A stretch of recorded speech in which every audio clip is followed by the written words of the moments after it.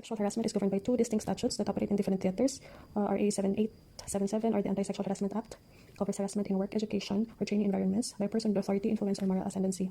While RA 11313, the Safe Spaces Act of 2019, is the broader and more recent statute covering gender-based sexual harassment in streets and public spaces, online and in workplaces, regardless of whether the offender has authority or influence over the victim. RA 7877 covers sexual harassment by a person with authority, influence, or moral ascendancy over the victim, typically in an employer to employee or teacher to student direction. Note that the offender must be in a position of authority. The elements of sexual harassment under 7877 is 1. The act is committed in a work, education, or training-related environment. 2. The offender has authority, influence, or moral ascendancy over the victim. 3. The offender demands, requests, or otherwise requires any sexual favor from the victim, regardless of whether the demand is accepted. In Safe Spaces Act, the coverage is expanded. The first areas covered are streets and public spaces. Gender-based streets and public spaces sexual harassment. These crimes are committed through any unwanted or uninvited sexual actions or remarks against any person, regardless of the motive for committing such action or remarks. Examples are catcalling, wolf whistling, unwanted invitations, misogynistic, transphobic, homophobic, and sexist slurs, persistent uninvited comments or gestures on a person's appearance, relentless requests for personal details, statement of sexual comments and suggestions, public masturbation or flashing of private parts, groping or any advances, verbal or physical, that is unwanted and has threatened one's sense of personal space and physical safety.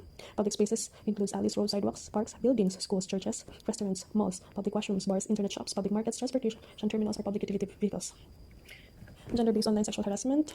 Online sexual harassment refers to acts that use information and communications technology to terrorize, intimidate, harass, threaten, or violate the privacy of victims. The acts include unwanted sexual remarks and comments, threats, public or private message, uploading or sharing one's photos, videos, and audio recordings without consent.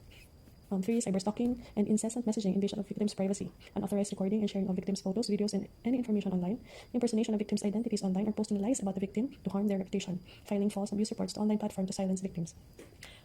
The third area is in the workplace, gender-based sexual harassment in the workplace. This includes acts of unwelcome sexual advances, requests, or demand for sexual favors, or any act of sexual nature, whether done verbally, physically, or through technology, that has or could have a detrimental effect on the conditions of an individual's employment or education, job, performance, or opportunities. The crime may also be committed between peers and by subordinate to superior officer, or by a student to teacher, by a trainee to trainer.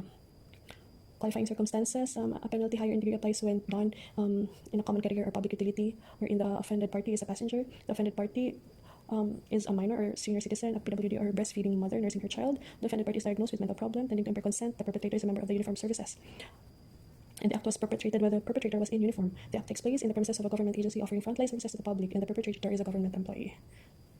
Acts that are legitimate expressions of indigenous culture and tradition, as well as breastfeeding in public, shall not be penalized.